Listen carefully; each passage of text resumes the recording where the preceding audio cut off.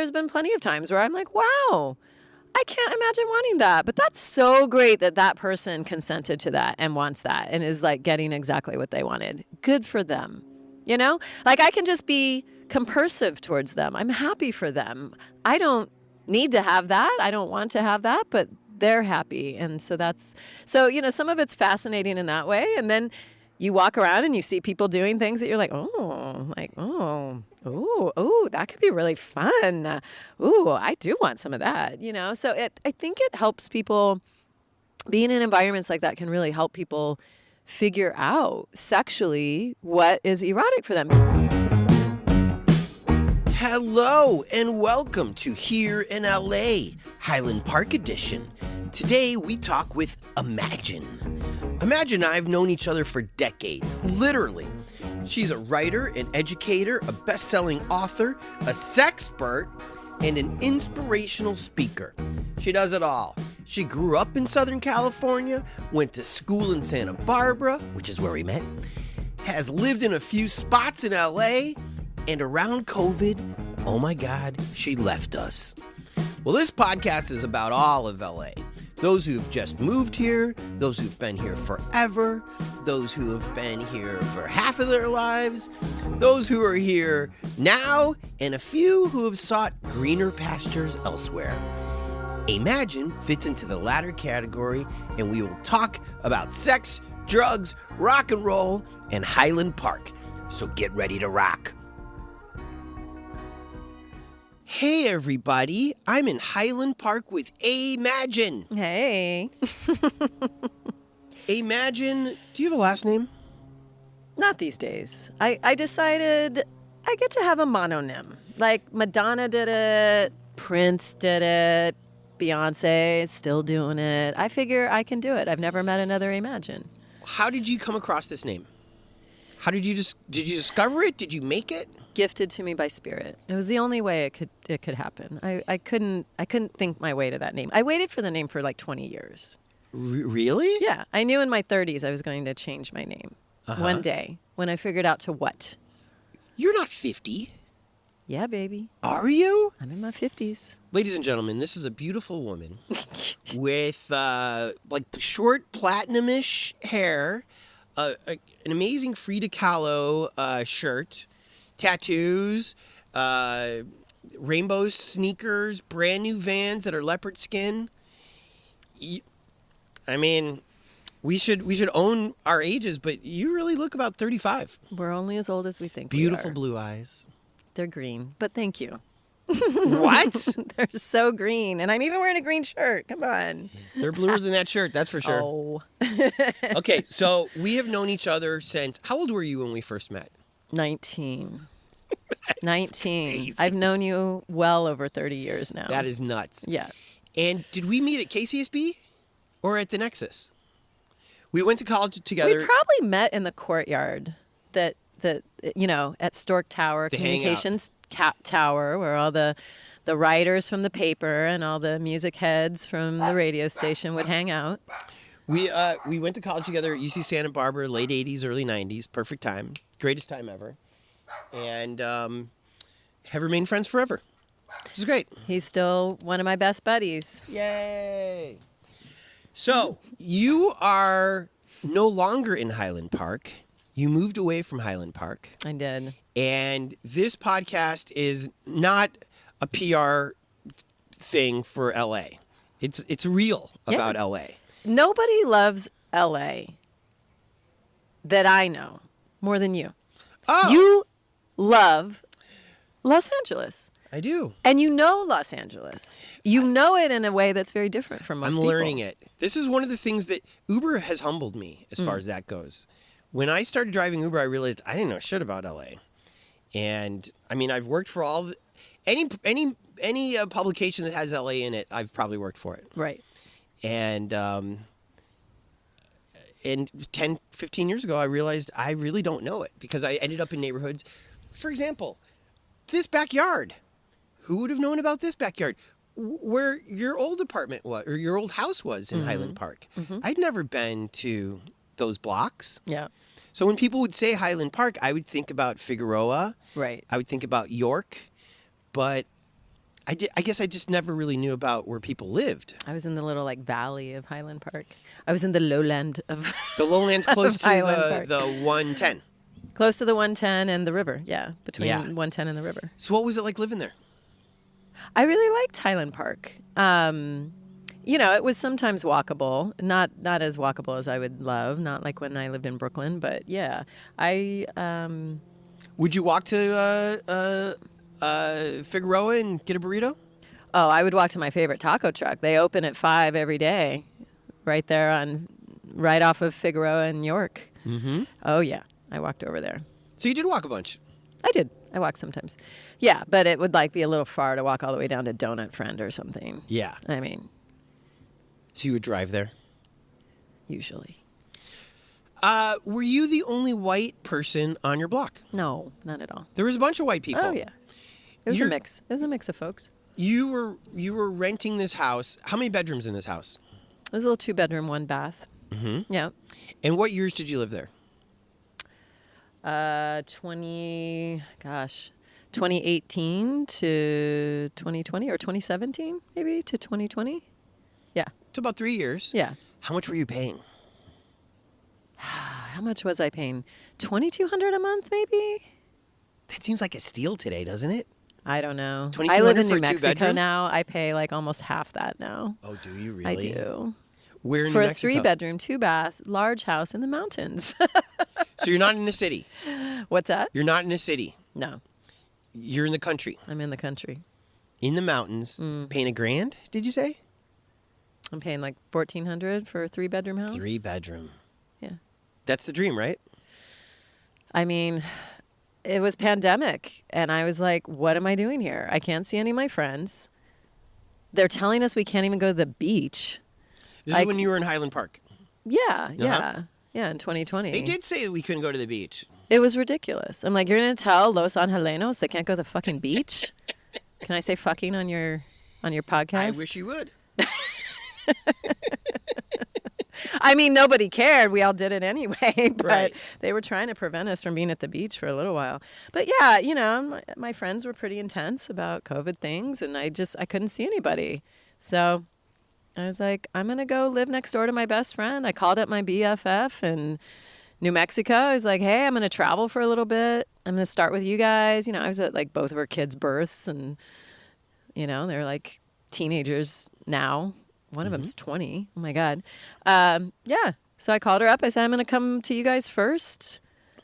And she's like, oh, our renters next door just gave notice after 8 years to move out. You can move in next door to me. So I literally got to move to New Mexico, to this beautiful spot in the mountains, live next door to my best friend, and get all the hugs I wanted. Aw. And got to see, my nibbling, finish high school, and go through a gender transition and the whole thing. And then Who the went other one turned into a full-on teenager right before our eyes. The kid that you saw come to this world Yeah.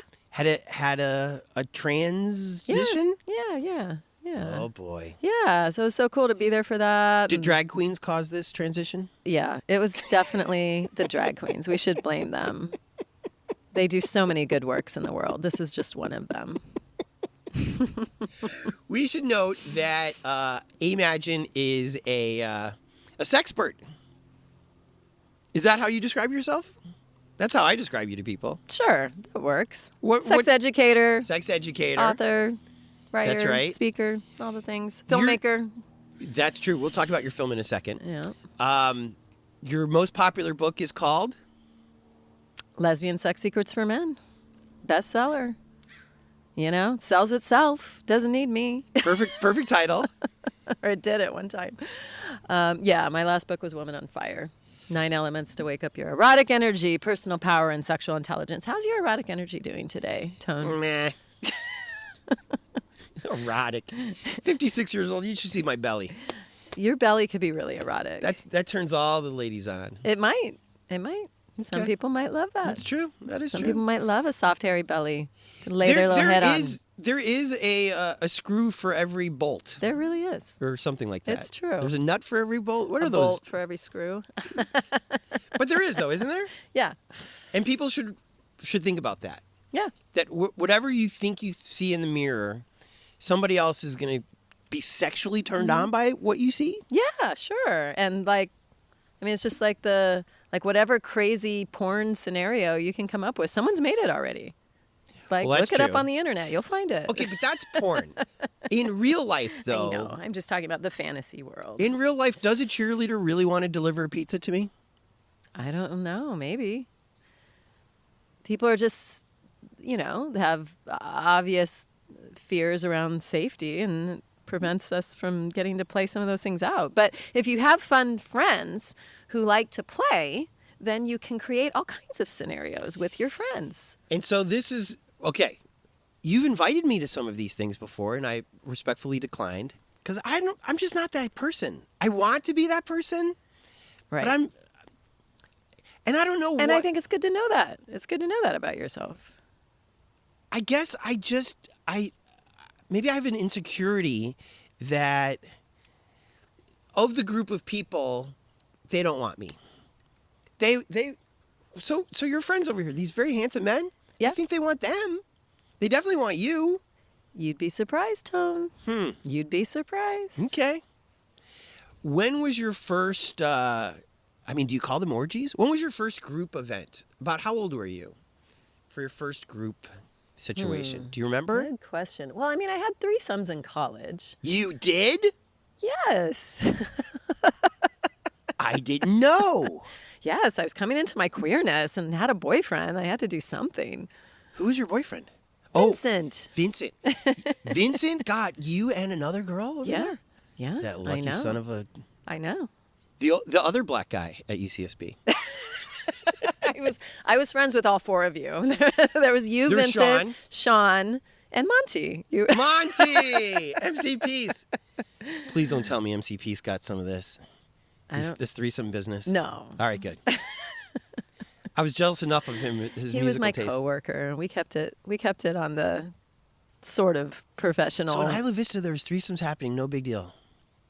Yes, definitely. God. I'm sure there's much more than that happening now. Do you think so? Yes. I feel like the kids I are a lot do. tamer these days. Some of them are, but they're, yeah. Okay. So over time, so what? They've grown up with the internet. We That's didn't true. grow up with the internet. Imagine what we would have been doing you if watch we had grown TikTok up at with all? the internet. I do a little bit. I'm getting on the TikTok these There days are a little some bit. very forward young ladies nowadays. Yeah. And they have this daddy kink where they want older guys. Mm-hmm. Should I believe them? No heterosexual woman wants to date, when she's young, wants to date boys her age. Why? Because they're so immature and stupid. Do we get any better when we get older? Some of them do. Some Okay. of you do. I'm still wearing a baseball cap. You are. I am still just as immature. I have Drew Barrymore poster on my wall. I don't think I'm the daddy that they want. Maybe not. I don't know. Okay, so what was the biggest group event that you had? Number of people? Approximately. That I've been to? Yeah, like how big was the biggest orgy you were ever at? Well, I've been to adult sex camps. So when you go to sex camp, it's at like at least the ones I went to. I used to teach at them a lot. It takes place at a summer camp. So there's cabins of people that come together. There's tents. You walk through the grounds and someone's over there getting flogged against a tree, and then you go by the dungeon and there's people playing in the dungeon, and then you walk down to the woods and there's someone getting, a blowjob or whatever, like doing some scene in the woods. You go down by the water, somebody's doing something at the water. I mean, it's just, there's workshops happening in all these workshop spaces, and then at night there's like special parties and themes and sexy times. So this It's an adult playland. of 100 people, of 200 people? Oh, that was easily 700-800. 700 or 800? Yeah, I would say so. 800 people in the woods. The woods are that big that you guys have Sure. you have privacy? It might not have been that much. Maybe it was 500. I don't know. 500 But it people. was a good amount of people. That's a lot of people. Yeah, it's kind of like an experiment of like what would happen if we bring the queer kinksters together with the tantra people and the, just overall sex pause folks, Yeah, it's sort of like a mix of various sort of outlier, and then the swingers would be there. It's like different sort of like sexual outlier communities who like group play. Is this just heaven for a sexpert? I mean, it's fun for me. I mean, it's all research, Tone. For example, if I was somebody who just loved to eat a lot of food, I would love to go to like a Vegas buffet. Is it kind of like a Vegas buffet for a foodie? Sure. You look at the buffet and you're like, I don't want any of that. That does not look good to me. But I'm glad somebody likes that. Okay, fine, Ooh, what is that? I've never seen that before. That's fascinating. I'll try a little of that. Oh, here's my favorite. Oh, yeah, pile that one on. Lots of that. Sure. And I imagine because of the situation, nobody's being judgmental. Nobody's being... Are sometimes people being too aggressive? There's a lot of rules in any good community, and any good sex party is going to have... They're going to set the container so it can hold people and lead people into what could be a fun, playful, consensual space for lots of different people. Mm-hmm. So there's always rules, and there's, in any good play space, there's going to be some kind of like opening circle or opening icebreakers, way to meet each other and find out what each other's into. People will do a little go around like, here's what I'm interested in tonight. Oh. These are the things that are off the table for me. Mm-hmm. This is my STI status and the last time I was tested. Good. Yeah. Good. Yeah. And so do you wear like a hat? Do you have wristbands? Like, how do I know, like, on day 2, oh, yeah, that's the person who doesn't like that? You talk to people and you find out what they're talk? into. I know. It's a crazy idea. Communication and sex? Wait a second here. I know. It makes it so much hotter if people would just get that. This sounds like it's just a wonderful place. It's pretty fun. And I think it's also, there's been plenty of times where I'm like, wow, I can't imagine wanting that. But that's so great that person consented to that and wants that and is like getting exactly what they wanted. Good for them. Like I can just be compersive towards them. I'm happy for them. I don't need to have that. I don't want to have that, but they're happy. And so some of it's fascinating in that way. And then you walk around and you see people doing things that you're like, oh, that could be really fun. Ooh, I do want some of that, So I think it helps people, being in environments like that can really help people figure out sexually what is erotic for them. Because sometimes we just don't know. Like earlier you were talking about someone that doesn't fantasize. A woman who like doesn't really have any fantasies, doesn't have a lot of sexual feelings. Like there's a lot of people like that. I've been working primarily with women and non-binary folks on sexuality for a long time.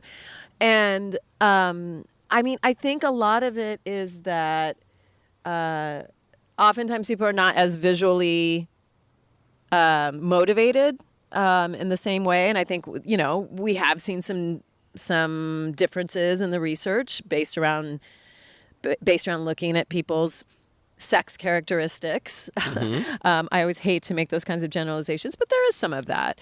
And I think for a lot of heterosexual women in particular, I think they haven't seen the thing that would really turn them on. So they don't even think about it because they don't know about it. I think we're in a different time where there's a lot more out there. There's a lot more ways to see it and to find it if they want to seek it out. But they may not necessarily think to do that in the same way.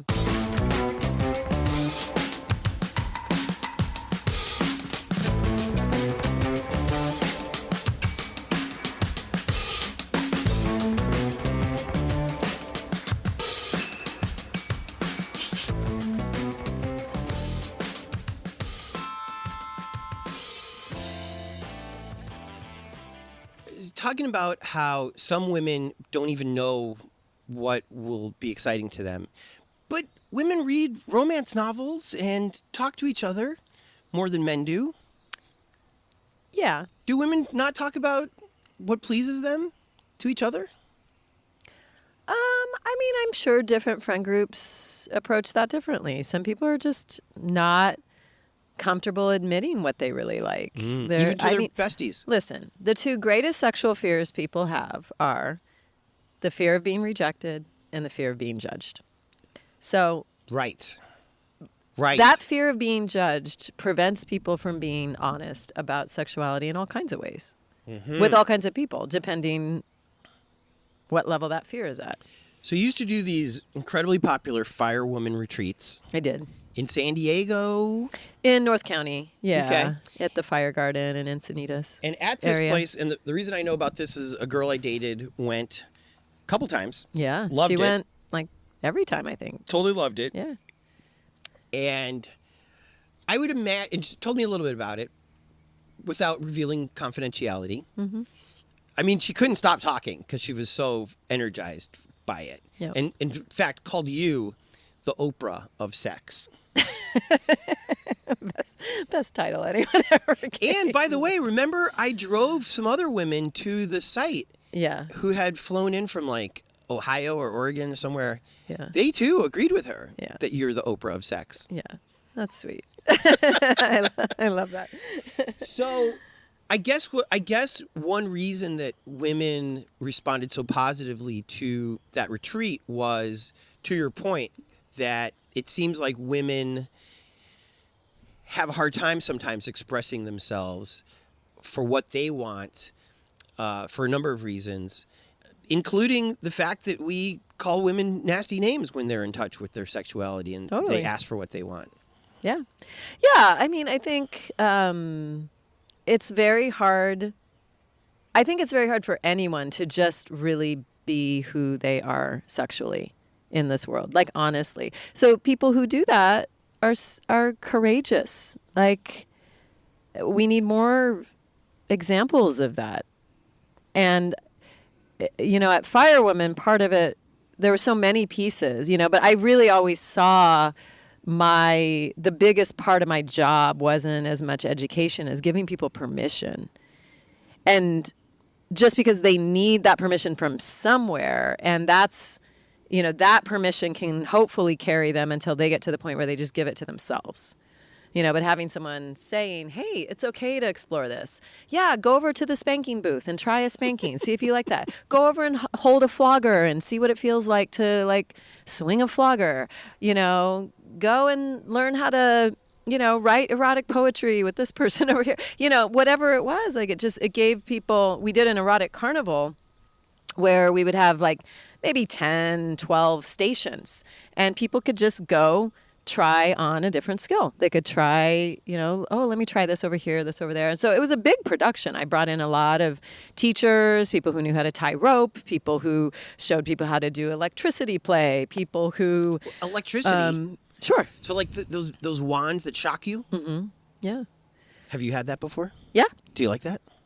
I think I like giving it more than I like receiving it. Ooh. Yeah. I'm more of a top with electricity. Interesting. Some people love it, though. It seemed to me that at some point in your weekend, your Firewoman weekend, the ladies are just naked. Just walking around. Sometimes, yeah. In the hot tub, No. whatever it is. In the car on the way home, they're naked. You really do free them of the stuff, and now they feel free. Yeah, and I think there's something that happens when people are able to work on their own liberation and community.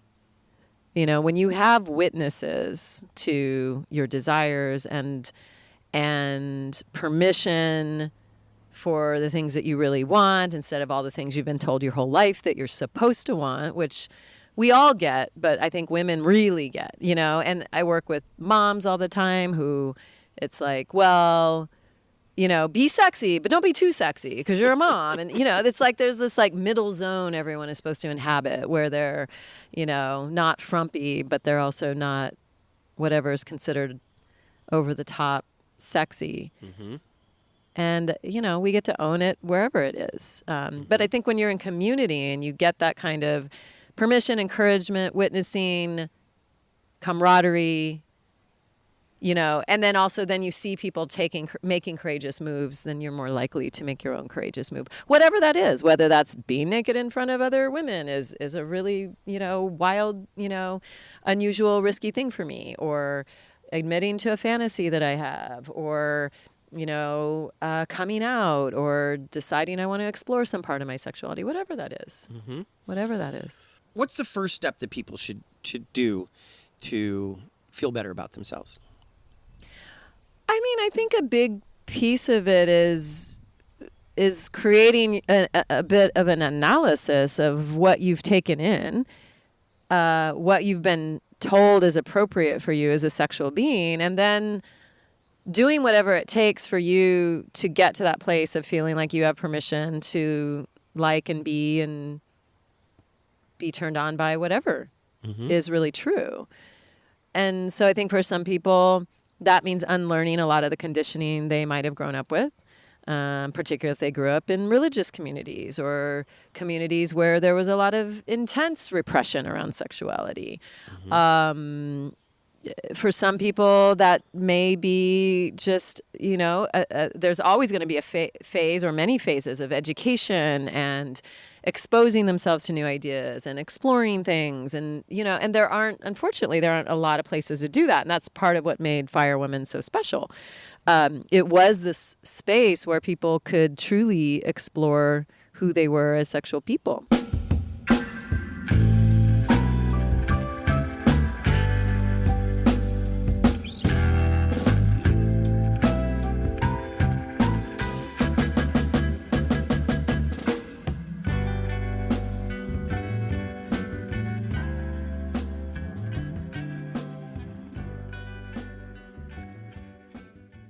Let's turn the page to your film.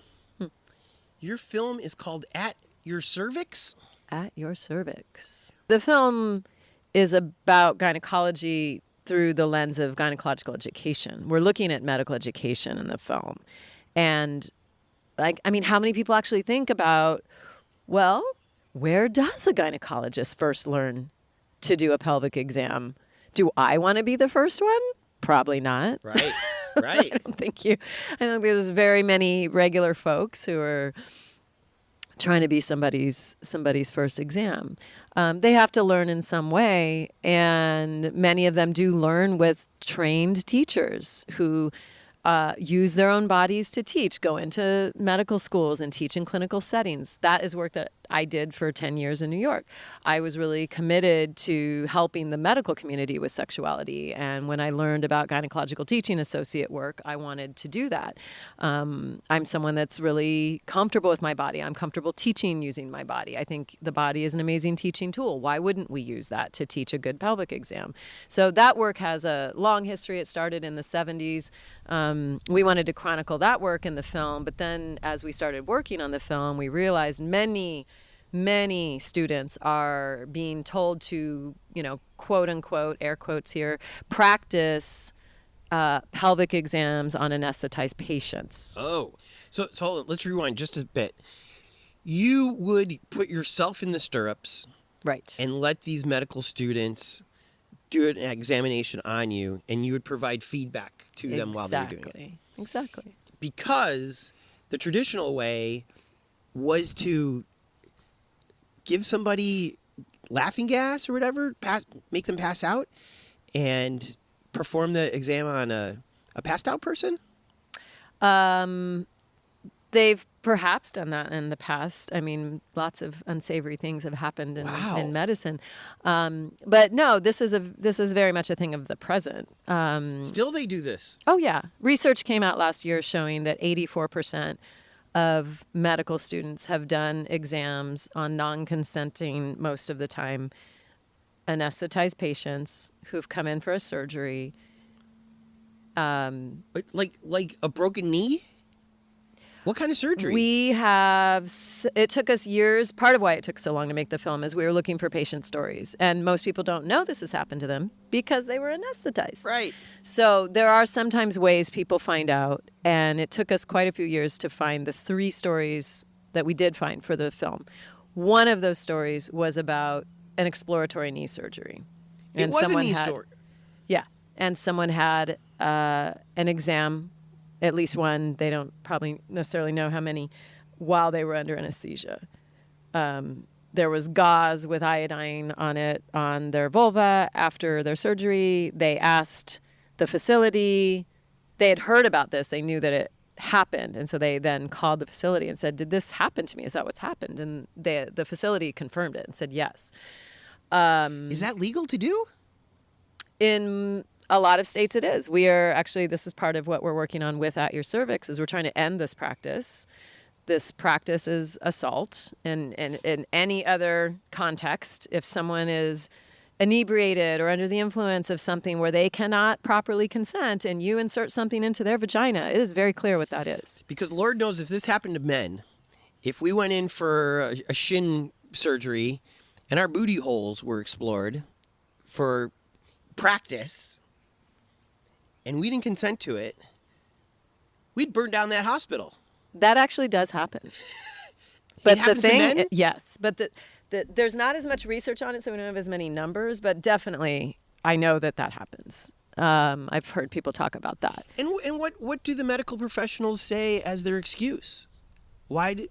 Well, Do they have they know they're excuses? in a teaching hospital, so they should just know. Oh, so this only happens in teaching hospitals. No, it can happen in a lot of different kinds of facilities where there are students. It's very common for it to happen when medical students are there. And I think it's important to say, this isn't even a good way to learn a pelvic exam. Because the person's passed out. They're passed out. No real pelvic exam is ever going to feel like that. Their muscles are never going to be that relaxed. Right. They're not going to even feel like that. And so it's not a good learning scenario. The only real opportunity for learning there, which is a real opportunity, is to be able to palpate some kind of pathology. If there's a pathology present, fibroids or cysts or whatever, tumors, things. But again, there's no reason to not just ask and get permission. Right. And so like one of the things I'm sure that when you are the volunteer, the volunteer We're paid. subject, We're who's paid. also what I'm saying is you're the patient kind of. Yes. Teacher patient. You could say things like, "Hey man, your hands are cold," or Exactly. the equipment is cold. Exactly. You got to warm it up. A passed Or out we'll person say- can't say that. Yeah. Or we'll say, that's feeling really pokey. That doesn't feel good. Could you shift your wrist down a little bit? And that would make that more comfortable. But we know how to direct them. We're trained really well. We know how to direct them to make it a comfortable exam. And those students walk out of there glowing. I mean, they've never had that kind of instruction before, and they probably will never get it again unless they get GTAs again in their medical careers. And I've got to say, you are also, I imagine, you are humanizing the patient. Exactly. Because rarely Exactly. is that patient giving real instructional feedback to the doctor. I bet. Right. But what we are doing that turns medical education on its head is we're saying to them, by the way that we teach, when you come into a room with a patient, you're not looking to the side to your colleague to get to that authority over the body, to get information about this patient's body who's right in front of you. You ask the patient. They are the authority over their own body. And I think that piece is the great that whole way that we hold the work, where and GTA programs across the country and in other parts of the world can definitely vary. We are very much against having someone from the medical faculty in the room. They do not get to come in the room and be the authority. It is very important that patient that's on the table be the teacher. So we're training them that's the person you ask. I love it. Okay. So this movie has taken a long time to get made. It looks like you're making, you've been making progress over the last while, but it looks like you're kind of in the home stretch. Has it all been edited together? The film's done. The film's done. The film's done. It's out. It's won some awards already. Wait a second. It's out? It's out. Why haven't I seen this? I've invited you to screenings, Tony. I don't know. Why I'm haven't very you shy, come? deep down. Where can people see this movie? They should go to atyourcervixmovie.com Okay. and join our community. We will let them know as it's screening. Yeah, no, it's on the road right now. We're doing film festivals. We're screening it at colleges and universities. We're doing this fall. We've got a whole tour coming up. We're also doing our own virtual release. So if you go on the website, there will be a, please notify me when that happens. Okay. And then we will let people know. It's going to be, don't tell anyone. It's going to be on PBS in the future. Wait a second. I know. But I thought we defunded PBS. Oh, that's NPR. We didn't defund either. Yeah. Well, this is exactly what should be on PBS. I think so. Well, hold on, though. Is there nudity in this? There's got to be, right? Not really. Yeah. It's tasteful. It's tasteful. And, I mean, kids aren't going to watch this anyways. I don't know. Men probably aren't even. The men who watch it are like, wow, I had no idea. Oh, really? They learn a lot. Do you still have that great image for the poster where it was like kind of dark around the edges and these eyes are looking through this? They're looking in the speculum. Yeah. That's still the poster? Yeah. That's an awesome image. Yeah. Yeah. Yeah. We want people to see the film. It's not, it's a hard film for folks, because we're tapping into medical trauma. Many people have had medical trauma, whether it was this or something else, I think, but there's really no more vulnerable place for any human than to put their life in someone else's hands and say, you will put me under anesthesia, not so far that I go, but that, and then you're going to take care of my body. I'm entrusting my body to you while I am under anesthesia. I mean, there's really no greater trust than that. So I think the breach of trust with this is so immense. People don't want to believe that it happens, but literally research came out last year that showed that 84% of students have done at least one exam on an anesthetized patient. Wow. How has the medical community responded to your movie? Well, it's not a monolith. So far I can say nurses get it the fastest. They are very interested in it, as are medical students. And we really want to reach medical students because we feel that's the only way this is going to change. I mean, this has literally been going on since the dawn of gynecology. You know how gynecology started? No. Yeah? No. No? No. Well, we have a whole historical piece in the film because it's important for people to understand that gynecology as a discipline was established by a man named Marion Sims, who's been often called the father of gynecology. And he made his name in gynecology by experimenting violently on not anesthetized patients. They were awake and feeling everything, and they were Black enslaved women. Oh. And that's how, he did repeated experimental surgeries to try to perfect different practices and, met with some success with that and was very much lauded for that work. And he did that very much at the pain and expense of a lot of Black women. And so I think that history, if we really look at that as being the genesis of gynecology, it's not a big stretch to think, oh, well, no wonder they think it's okay if patients are under anesthesia to just do what they need to do because they're there and, there's this body that's available to them. And there's this idea of like, oh, well, people know what happens in a teaching hospital. No, they don't. Nobody thinks that because they're going into a teaching hospital that they're going to get extra pelvic exams that they don't need for their own care that are solely for the education of some students. Now, that doesn't mean they might not be willing, but they want to be asked. Is it clearly marked that you're in a teaching hospital? So like some of them are. It's not clear. Yeah, there might be doctors there that work with universities, but maybe they're not in a university facility in their practice and they're working with students. I mean, students can be in a lot of different kinds of because UCLA has spaces, has places. Sure. USC Reagan. Yep. I'm sorry, UCLA Reagan. Yeah. USC King. Yeah. King Drew. Should I assume that just because it has college letters on there that maybe it's a teaching hospital as opposed to Kaiser or Cedars? Yeah, it's probably more likely you're going to see students there.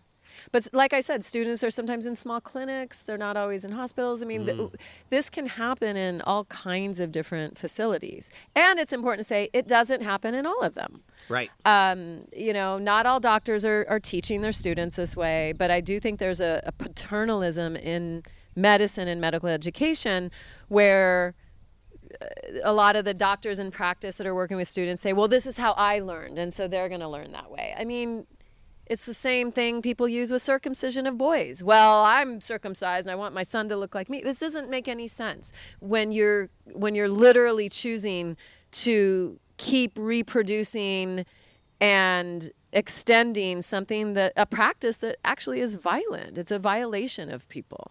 And again, the ultimate purpose of making this examination more human, more scientific, and I don't want to say more pleasant, but less unpleasant, is so that women do this regularly, so that they can catch things early, right?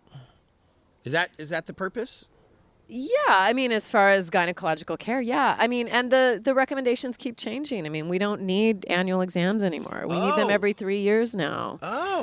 Even 5 years, depending on what our last number of PAPs were. So, those things keep changing. And so, I also think this idea that everyone who goes through medical school has to do, I don't know, they all have quotas. They've got some quota when they're on their rotations that says, oh, you've got to do 30 exams or whatever. They do? Yeah. And so I think that's why there's this pressure of like, get in there and get as much experience as you can. And, and so the system is problematic in some really critical ways. There's someone that we interview in the film who did some writing about this. When he was in medical school, he did over 100 exams on his 3-week rotation on patients. 100 different patients. That's just one student. Right. At one medical school.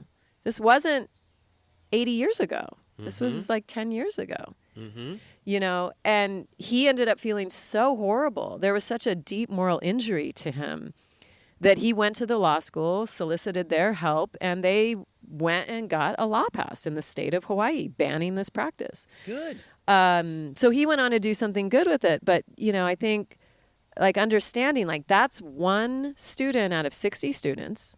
So all 60 of those students were on this rotation, being told, get all this, get in there, do your bimanual exam, try a speculum exam, and he went on to become a psychiatrist. There was no reason for that. There was no reason for him to be invading people's bodies at the behest of his supervisors, his preceptors.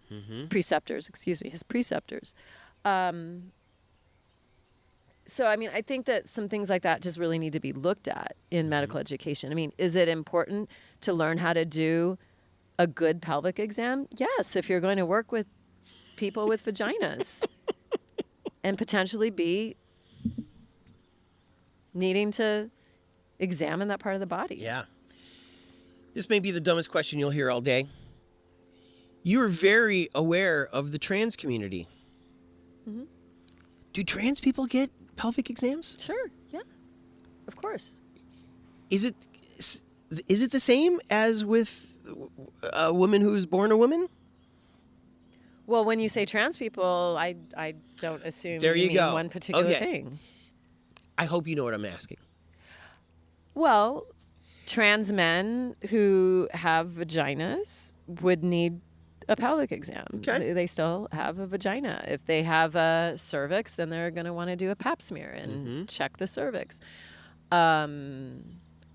If there's trans women who have had vaginas created surgically, they're still going to want to maintain their own health.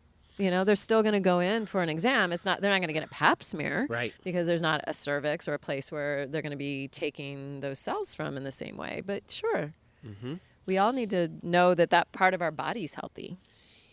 Do you think that medical students are being trained on trans people? I mean, I think that in general, we know that with violations in medicine or in any system, it is always the most marginalized people that are harmed the most. And the same thing goes for this. I mean, I think that it's very possible that it happens quite a bit with trans folks in a way that we don't necessarily know or are able to quantify. There was a Hastings report that came out about a year ago that showed that Black folks were 4 times as likely to have intimate exams, whether it was a pelvic or a rectal or prostate exam, intimate exams than white folks. So, I mean, we know that. We know that there's so many racial disparities in healthcare, and this is another one. Can people download this movie? Because it might be uncomfortable for some people to watch it in a public spot. If they join us for our virtual screening, they'll be able to watch it in their own private, private company, whatever that is for them. And I like the way you phrase it. I think every person with a vagina for sure should watch this movie, right? Because they're going to have to go through this. I mean, I think we should all care about this. Men should watch it too. literally, patients are being violated while they're under anesthesia. This is a social justice documentary. We are working on laws right now in 7 different states. We just wrote a law from scratch in Colorado. It just passed both houses almost unanimously, and it's getting ready to be signed by the governor. I'm very proud of that. When you say we, who are you talking about? My team, my legislative team of 2, which is just me and one other person. Who's the other person? Livia Fry. Shout out Livia Fry. Yep. So the person in front of me, imagine, the person who I saw Guns N' Roses with. I don't know, did we ever see? We saw Guns N' Roses Did together. We saw so many things We together. definitely saw Jane's Addiction. Wrote a law. I was at the Guns N' Roses show. Co-wrote a law. Yes. That got passed. Yeah. Does that make you feel on top of the world? I'm feeling great about it. What I want to see, it's the most comprehensive law in the United States yet. There are 21 states who have laws so far. We're about to sign on a few more from this session. But I mean, Missouri just passed a law. How did that happen? They're burning down libraries there. So, are these laws to say you can't do it to anesthetized people who don't know? Yes, it's that basic.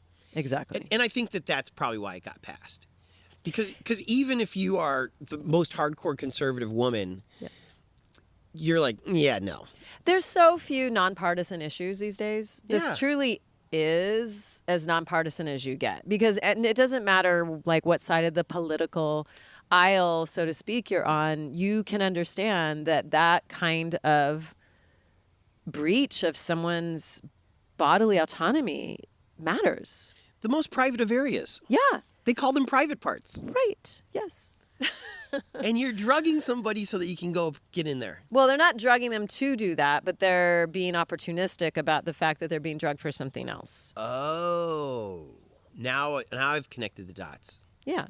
So you go in for surgery, they put you under. A lot of times they'll bring students into the room. There may be students that are part of the care team that are going to hold a retractor or whatever, get to observe or maybe help a little bit in surgery. But that's a very different thing from like, oh, go ahead and do a pelvic exam on this vagina because it's available. Is this something that could also be passed federally? Or do you have to go to the states for this kind of There thing? are some people that think that this is already covered over like the National Women's Law Center. We had a conversation with them recently. And they were talking about how they feel that it is covered under the ACA and the gender rules for non-discrimination in the ACA. Mm-hmm. But that hasn't stopped these institutions from doing this. Right. So we are not going to stop until we get laws in all 50 states. We want to see this Colorado law be the model law because it's truly the most comprehensive. It's the only law that includes whistleblower protection. It includes a very clear consent process, what that process needs to be, that this is a discrete consent process that needs to be separated from the rest of the consent that you will give when you're going in for a procedure like that. You have to specifically sign off on it. Yes. Great. So that means they really know that this is this different thing. Are you willing to do this for students, and for how many? And did you want to meet them first? And here are their names. Like, there's no reason why a patient shouldn't know those things. Mm-hmm. And then the other thing that's in this law is very clear liability. And if there is not liability, if these physicians' licenses are not on the line, and if the accreditation of the facilities is not on the line, it's not going to stop because it's been going on since the beginning. Mm-hmm. At Your Cervix film? At Your Cervix movie. At YourCervixMovie.com. Yes, and we are At Your Cervix movie on TikTok and At Your Cervix doc on Twitter, and you can easily find us on Facebook. Are you doing the TikToks yourself? Starting to. Yes. Do you like TikTok? It's a different beast. It is. I do like it because anything to not, give more attention or money to Mark Zuckerberg and his crew. But yeah, I mean, the algorithm's really different. We had something go really viral really fast. And we were like, oh, whoa, wowza. So we've had to, it's a learning curve.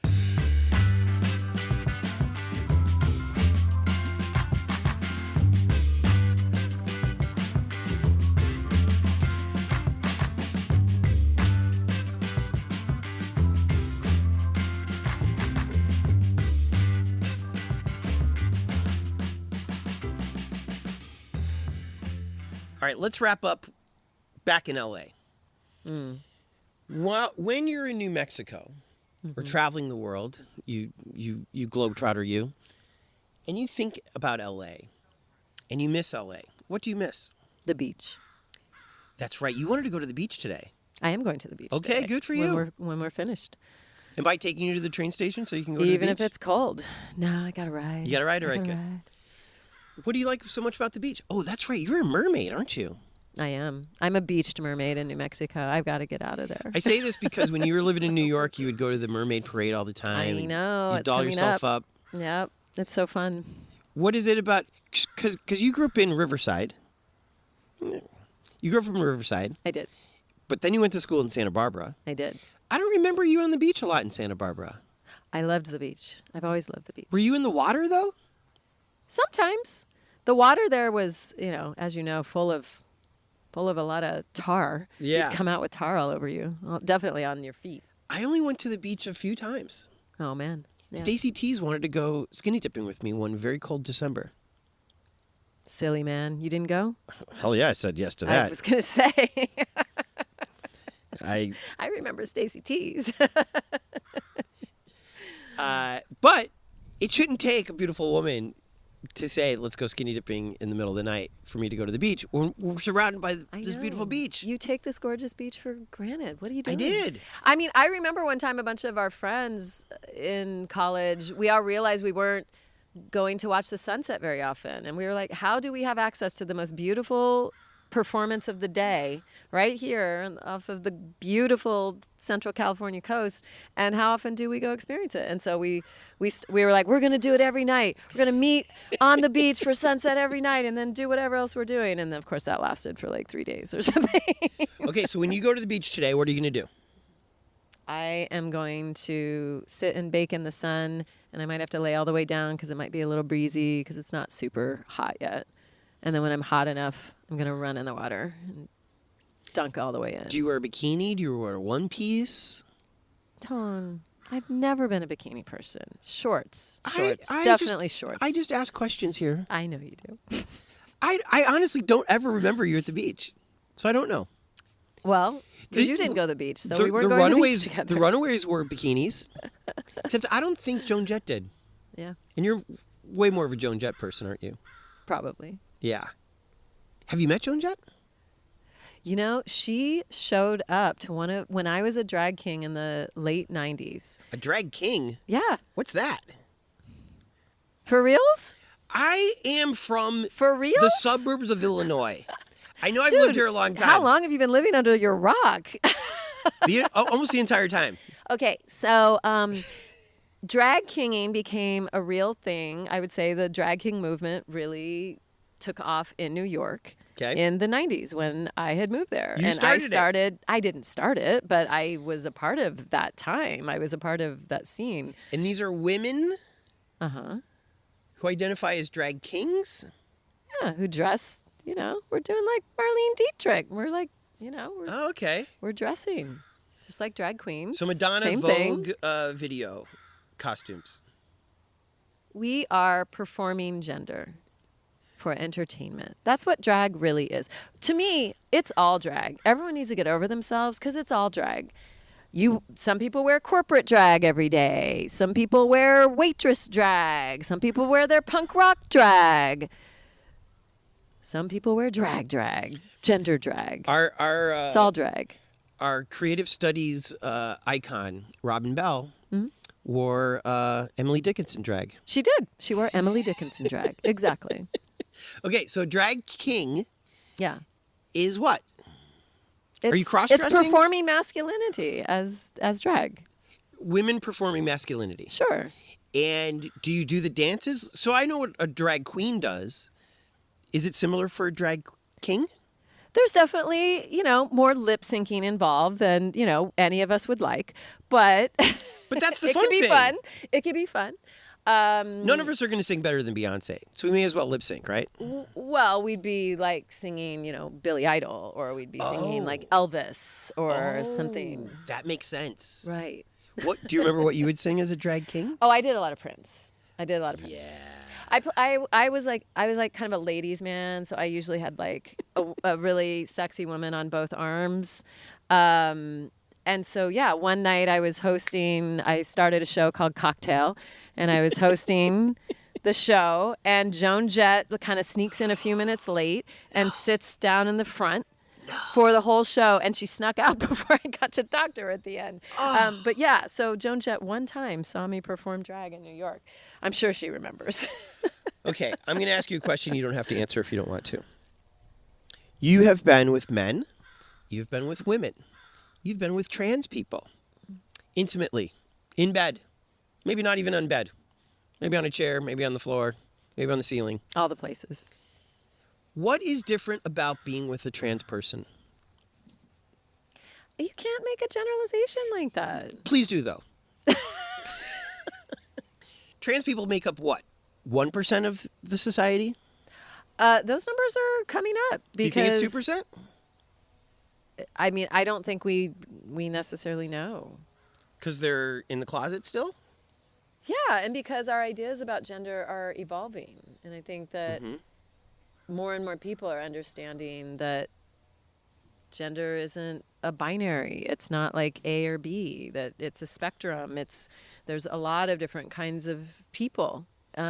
Just like there's diversity in all other aspects of who we are. Why would we think then that with gender it's just so special that it's not as diverse? Like we've got all these ethnic differences and religious differences and body size and type differences and color and all the things, but but gender, it's one or two. It makes no sense. You're right, it doesn't. Look at this garden we're sitting in. I mean, how many kinds of flowers are we looking at, and how many colors right in this moment? And you mentioned a perfect person with Prince. So here's a guy who dresses as if he was gay, or at least bi, but we've never heard a story about Prince being gay or bi. He had a... What? He had a woman alter ego. Right. He had that. Yes. But we weren't calling it transgender then. We were, we didn't have that language. And he didn't use that language because he wasn't interested in fitting in people's boxes anyway. Exactly. But what I'm saying is, a man growing up in the Midwest like I did, if Prince wasn't a rock star and he just walked down the street with his lingerie and his frilliness, we'd be like, oh, yeah, look at the gay guy over there. But he wasn't. No, he really did love women. He really, really loved women. Right. But he also loved the woman in himself. But my point is, to your point, there is a huge spectrum of people. Right. And you can dress that way and have no interest in making out with a dude. Well, how you express your gender doesn't denote who you are as a sexual person. They're two different things, but we conflate those all the time. So, my original question on what's different about being with a trans person, is the correct answer everybody's different no matter whatever their thing is? That kissing one girl is just as different as kissing another girl, is just as different as kissing a boy or a trans person? I think what's different is that we're conditioned differently. Women are, cis women are conditioned in a very particular way from a very young age. It's our job to be pretty and sexually attractive. That's our job. And so we may follow that and internalize that, or we may push up against that and learn how to be something that feels more authentic to who we really are. And it might also be that. That's fine too. Yeah. There's nothing wrong with that if that's really truly who we want to be. Men are socialized in a particular way as well.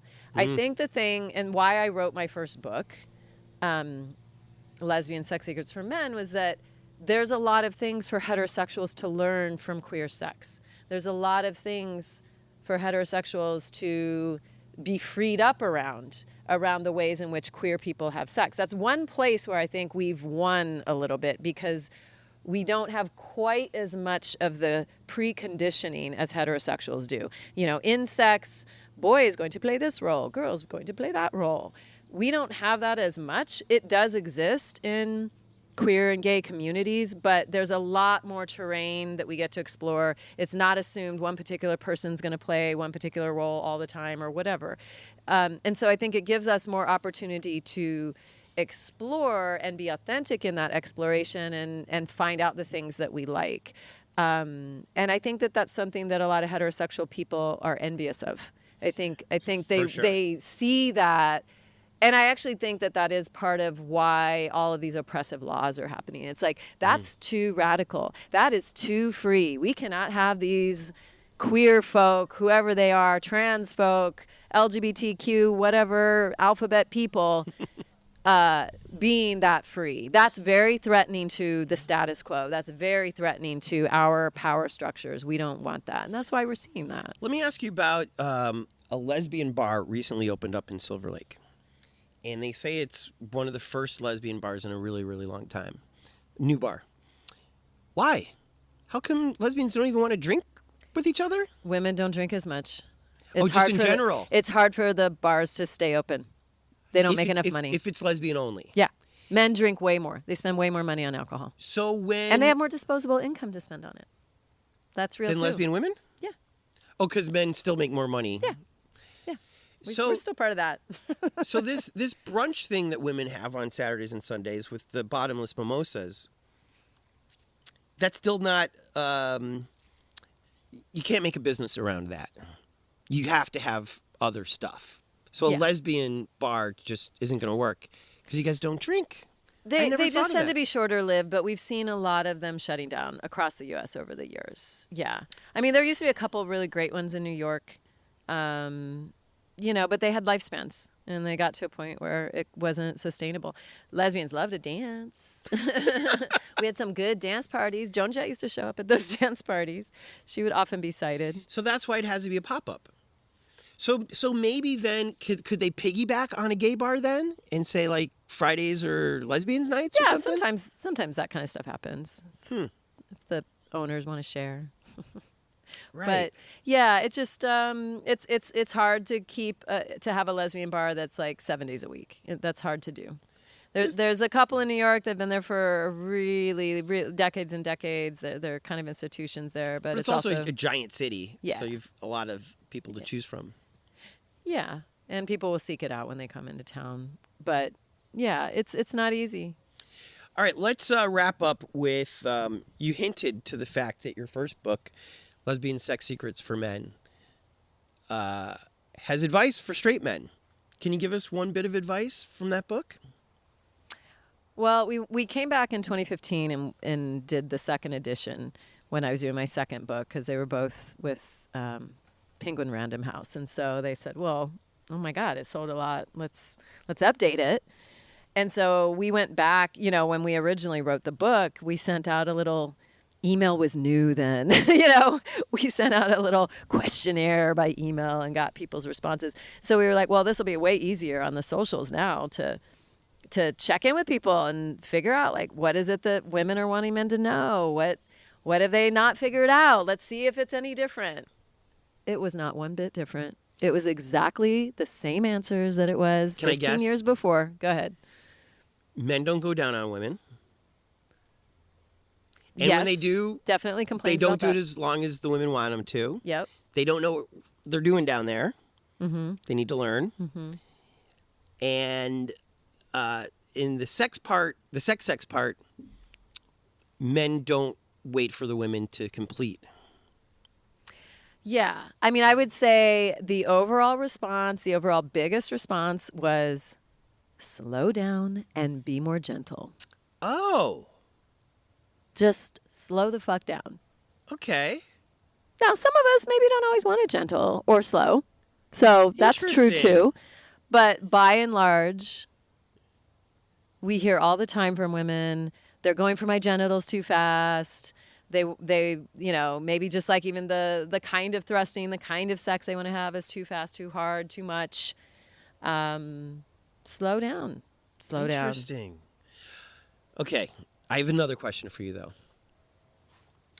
As you know, I've been very popular with the ladies my whole life. I have had a few very lucky encounters with a few women where just magic happened. Because Lord knows I don't know what I'm doing. The Lord does know that.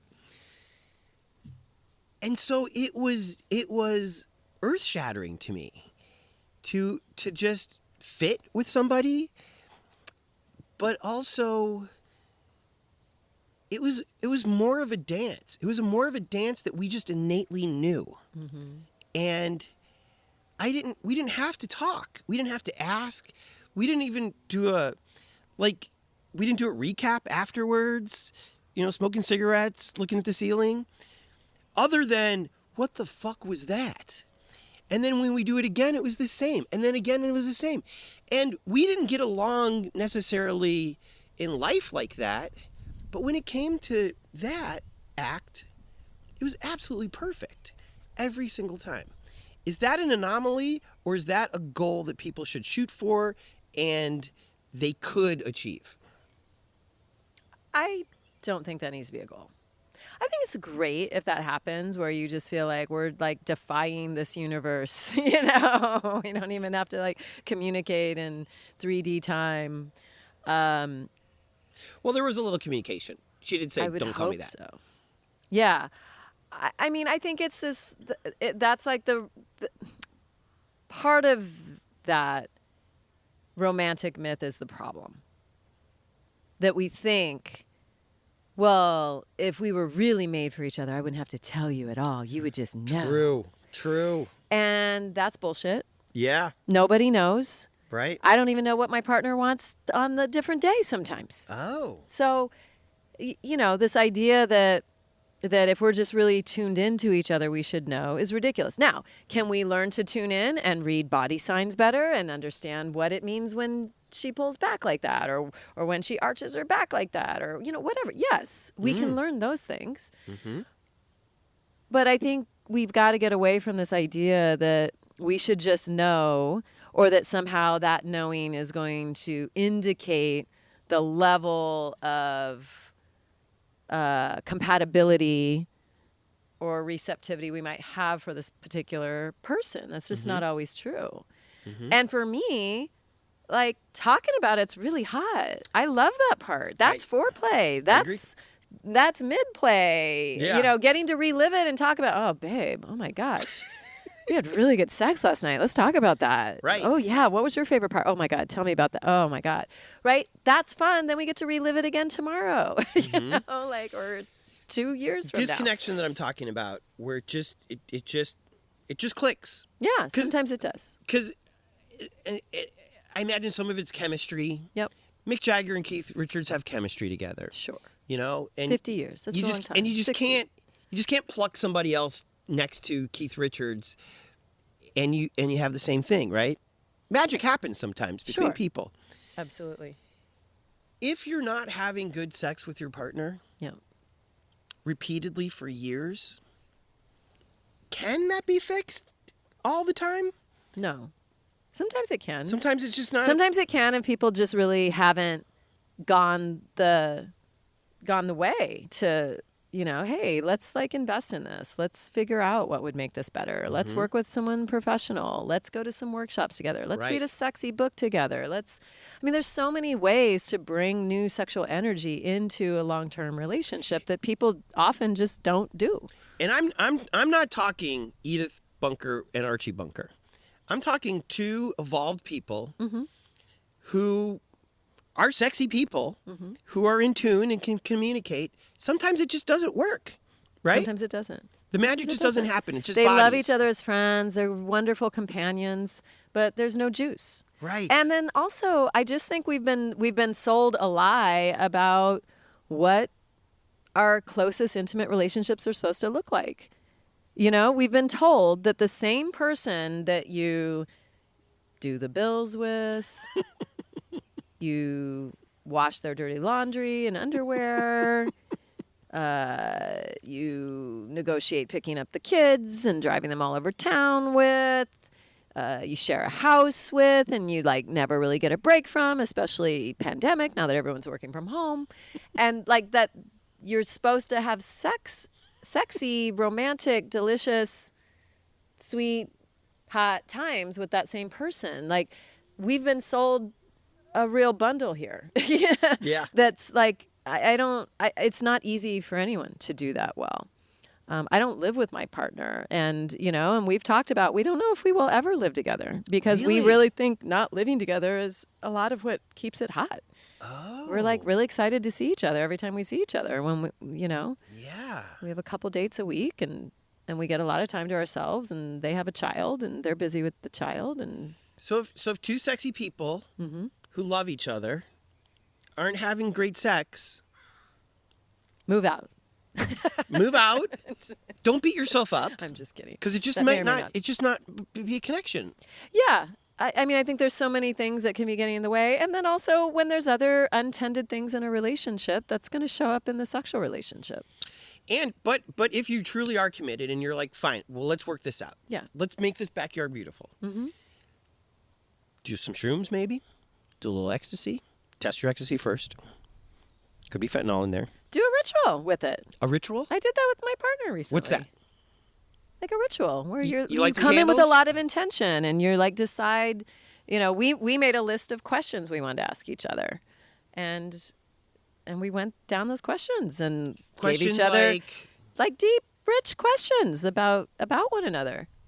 To learn more about each other, and also about what we thought of the relationship, where we were at in the relationship. Oh, you got real deep. Yeah, we got really deep. Real vulnerable. We gave each other some real honest feedback. Questions that if you might not get the answer you want.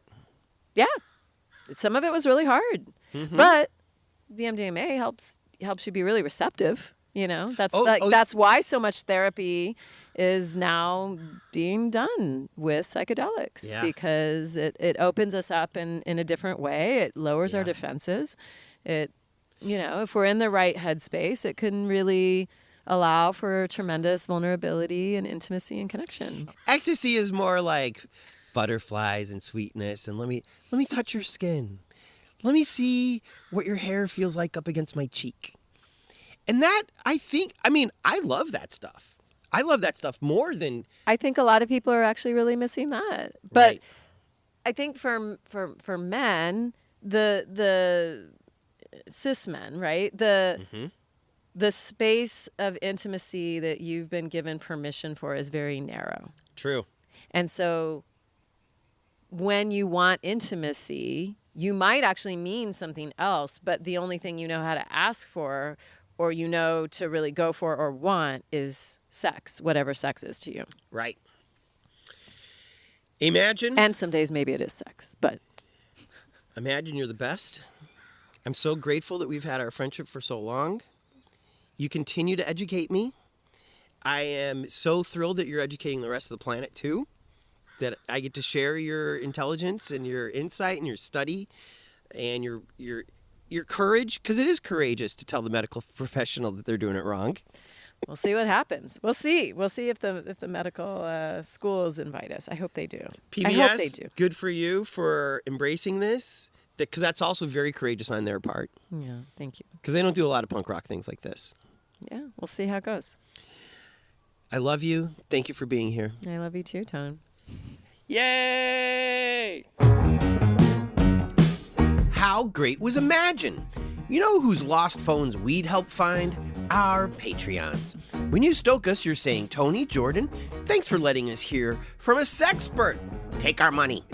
So shout out to our Patreons, Nancy Rommelman, Sean Atlow, Matt Mills, Sean Wallace, Greg and Molly, Jamie Taylor, Mark Johnson, Kira Ann, Barney Grinke, Ben Welsh, Jen Adams, Trevor Wilson, Bree Wild, Dougie Gyro, Christina Up North, Robin Carey, Adam Shorn, Ben from Down Under, Chris from the ATX, and Gregor. To be a Patreon, all you gotta do is go to patreon.com/hereinla and just give it all, baby. Also, shout out to our Angelinos. To be an Angelino, all you got to do is PayPal or Venmo, $25 or more, and we will list you on the Here in LA website or Medium blog forever. Special shout out to our newest Angelino, Sean Atlow. Mercy! Just send your hard-earned cash to busblog@gmail.com. Want to support us, but you just spent a bunch of cash on an adults-only summer camp? You can still help. Post your favorite episode on your Facebook, OMG Post 2. Tweet something nice about this. In fact, anytime you see me tweet about an episode, retweet it. And for God's sakes, tell your friends. Tell them how Here in LA is spelled, and it's on Apple Podcast and Google and Amazon and Spotify and blah, blah, blah, blah, blah. Here in LA is produced by myself, Tony Pierce, and a man who would never operate on you without your consent, Jordan Katz. Editing, mixing, and music supervision by Jordan Katz. Songs by Orgone and Jordan Katz. Special thanks to Cindy for creating the logo, Jen for inspiring this, and people everywhere doing their best to make the world a better place. Thank you, Patriots!